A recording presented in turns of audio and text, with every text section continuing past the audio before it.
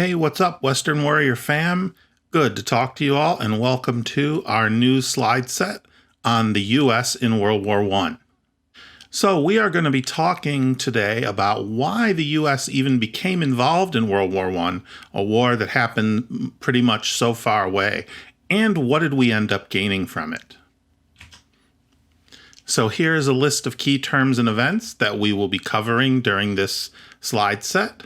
Let's start off talking a little bit about President Woodrow Wilson. Woodrow Wilson was born in Georgia, but he ended up becoming the governor of New Jersey. And he was one of our most intelligent presidents. He was a university professor. He taught the equivalent of history and political science today. And he ended up becoming the president of Princeton University, which is in New Jersey, and then the governor of the state, and finally, president of the United States. He was elected as a progressive, and he had a big agenda of social change that he believed in. But like a lot of presidents, he ended up being taken out of control by things that were going on around the world. That happens all the time. We see that with other presidents. You know, Reagan was like that. Johnson was like that. And even within your lifetime, George W. Bush got into office, and then not right away, 9/11 hit. And he was taken over by world events. And Wilson fell into that category. World War I broke out in August of 1914, and we're not going to go into a lot of details about it because this is a U.S. history class. We're going to talk about how the U.S. got in it, but we're not going to go through specific battles and things like that. Two smaller countries in Europe, Serbia and the larger country, Austria-Hungary, got into a battle for various different reasons. And once the war broke out, it quickly spread across Europe. And people all over Europe were thinking this was going to be a short, quick war. Of course, they thought their side was going to win. And oh my gosh, there was a saying, it'll be over by Christmas. The troops, when they were leaving, would tell their loved ones, their girlfriends, their moms, don't worry, I'll be home by Christmas. But that didn't happen. It went way past that. The war stretched out. The fighting was terrible. The number of people dying was just sick. Hundreds of thousands of people. And both sides began to appeal to America for help. Now, privately inside, Wilson favored the Allies, which was England, France, and Italy. Okay, and they were going against Germany and Austria-Hungary. But he was under tremendous pressure to keep the United States out of it. Even George Washington, our main founding father and one of our most respected leaders, warned us the day he left the White House. He gave an address to Congress, and he warned us to stay out of Europe's problems. Don't get involved. He thought there's a reason God put us over here with this giant ocean blocking us from Europe, so we could do our own thing and not get involved with them. And most people at the time, even at the beginning of World War I, believed in that. The American public did not want to go to war, and neither did Congress. Plus, there were a lot of immigrants in America at that time from the countries on both sides. So if you think about it, if you were an immigrant from Germany or Austria or Hungary, you wouldn't want America to go to war to help the other side. You would want to help your own people, or at least stay out of it. So Wilson has all this political pressure, and in the end, he says, we're going to stay neutral in this war. But that wasn't really what was going on. Because the majority of Americans favored the Allies and wanted them to win. And most of our elites did. The elite people, rich people, people in the media. You know, we have really deep historical ties to England. We speak the same language as them. Most of us, especially back at this time, we were the same religion as them. We saw them as our mother country. So a lot of people really wanted them to win the war. And American businesses knew this was a chance to make money. They start sending supplies and weapons to the Allies. So even though we're supposed to be neutral, that was kind of a fake. We weren't sending our men to fight, but we were sending a lot of stuff over there. And Germany knew that, and they wanted to stop it. The best weapon they had was submarines, what they called U-boats, which stands for undersea boats.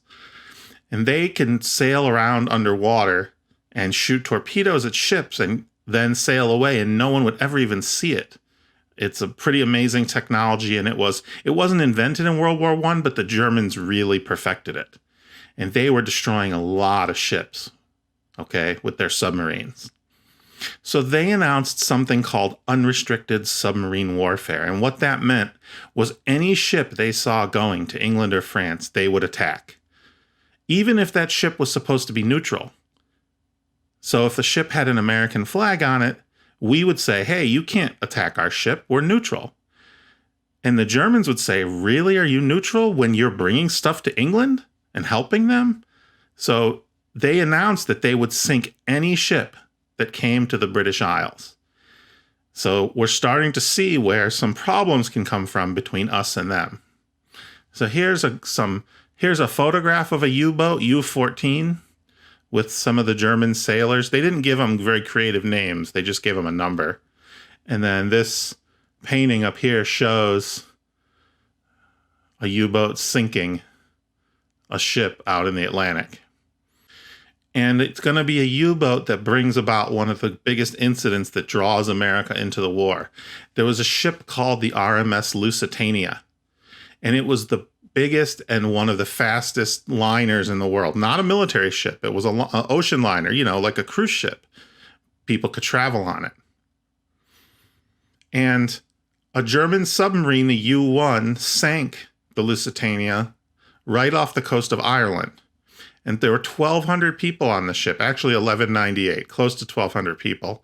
And over 100 Americans were on the ship and died. Now, Germany had warned us. This is an ad. The Germans, this is crazy if you think about this. The Germans put an ad. This was in the New York Times, warning people, don't get on a British ship because we are going to sink them. See, it warns, it says, reminded that a state of war exists between Germany and Great Britain, and that the zone of war includes the waters adjacent to the British Isles.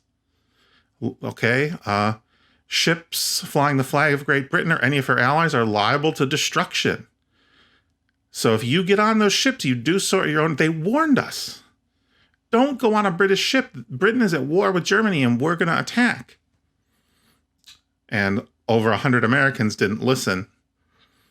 The Germans sank the Lusitania. They said it had weapons on it, so they had a right to sink it. And actually, that's true. Because like I said, we weren't really neutral. But it still made Americans mad that the Germans killed 100 of our people.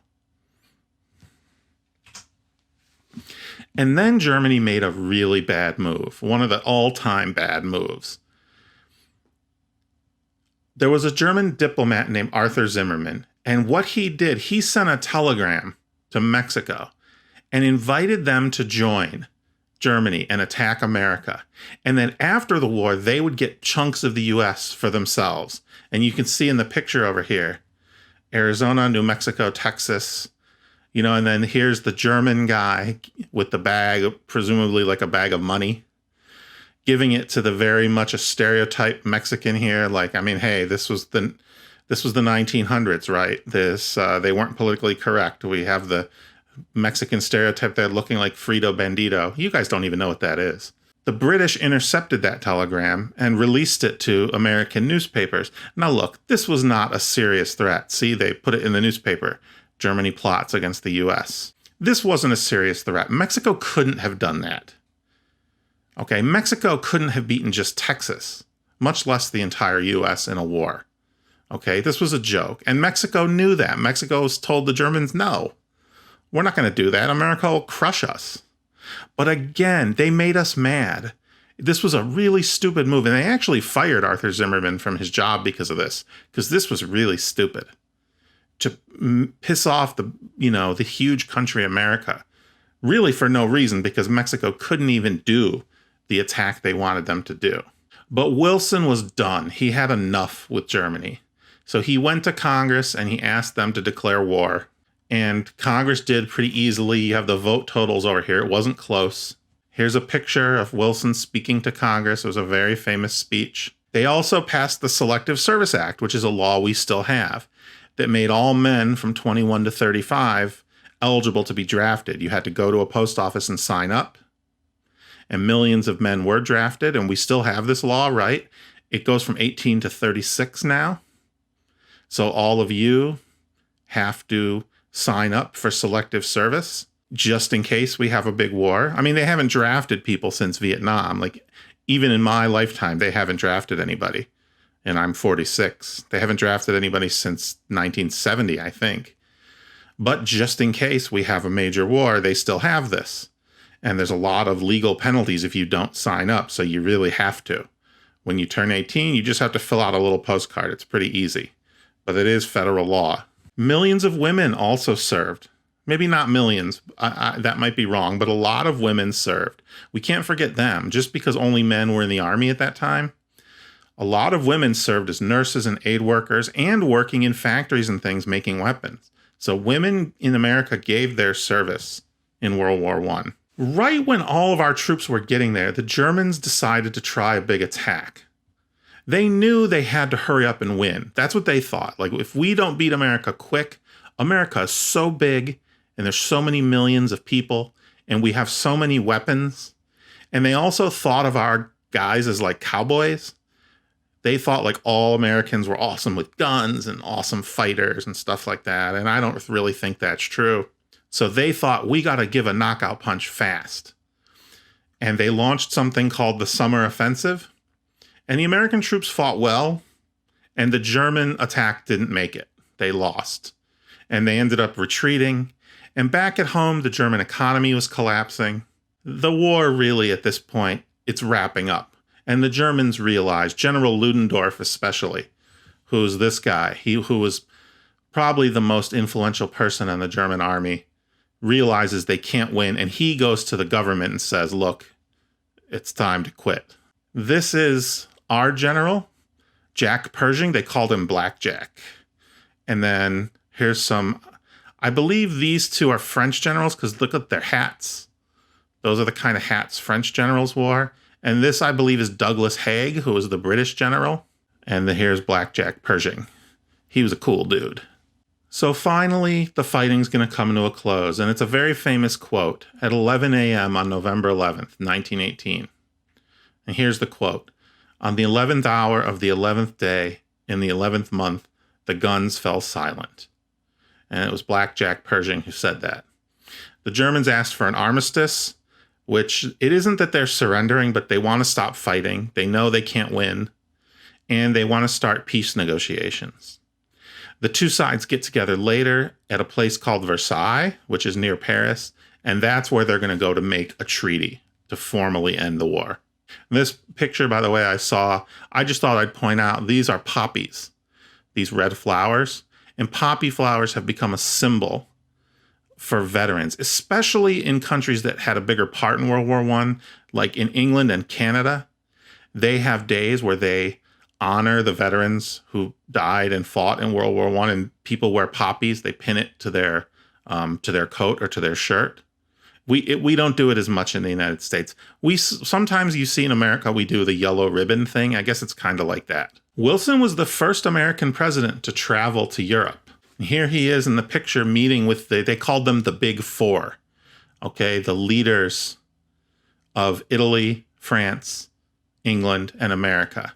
He had dreams of a peaceful world, and he wanted to be fair with the Germans and make them a friend because he knew Germany was a big, powerful, wealthy country. And he thought, if we make them a friend and ally and treat them not nice, but at least be fair with them, that will make peace in the long term. Unfortunately, the other allies wouldn't listen to that. Okay, they wanted to punish Germany. They wanted to ride hard on Germany and take everything from Germany. Okay, and they can outvote Wilson. There's three of them, and there's only one of him. And they end up getting their way, and we squish Germany. So Wilson wasn't happy with that. And that actually sets up World War II, if you think about it, because it made Germany so poor and so wrecked and punished them so hard. And there was a little dude with a funny mustache who was pretty angry about that, and he's going to come back later and really mess the world up. So Wilson came home defeated. He felt like Versailles was a waste of time and he didn't get the things he wanted. And then it was even worse because the American Senate, the Republicans had taken the Senate. Okay, and Wilson was a Democrat. So they voted down his treaty. They humiliated him. And then to make matters worse, he went on a trip to try to encourage people to vote for the treaty. And while he was riding on the presidential train, they had a train back then instead of an airplane, he had a stroke. I mean, this was the worst year ever for our man Woodrow. And he finished his time as president as an invalid, he was pretty much in bed for the rest of his life. There are some people who even kind of say we had our first woman president then. Not officially, but Woodrow Wilson's wife would take mail and documents and bring them in the room, and then Woodrow would sign them and she would take them back out. But no one else got to see this. So a lot of people say she was actually writing up that stuff herself. It's an interesting theory. We can never really prove it. Yeah, Woodrow Wilson, sort of a sad ending. So what did World War I mean for America? Well, in the short term, a lot of Americans were mad about it. They thought it was a mistake. They, didn't like what happened at Versailles, and they didn't like the things that went on, and they really felt like we never should have gotten involved. We were tricked. They thought we were tricked by the British. And during the Roaring Twenties, which is in the next unit we cover, Americans sort of turned inside and decided we were always going to be neutral, like we were never going to make this mistake again. We were going to isolate ourselves from other countries. But in the long term, World War I showed that was really going to be impossible. I mean, if you think about the world, even back then and of course today, with modern communication and technology, how can any country keep to ourselves? It doesn't really work that way anymore. They always say it's a small world. And America, for better or worse, we're going to be a world power. Okay, there's no way we can avoid it. We're big, we're rich, we're powerful. We can't just hide here behind our two oceans and keep to ourselves. That's just not going to work. And World War I was a sure sign that America was going to have to take a place among the leaders of the world. So that's what I have to say about World War I. That will be the end of our slide set. So make sure you master this material and prepare yourself for upcoming assignments or quizzes on this topic. Thanks, everybody. Go Warriors.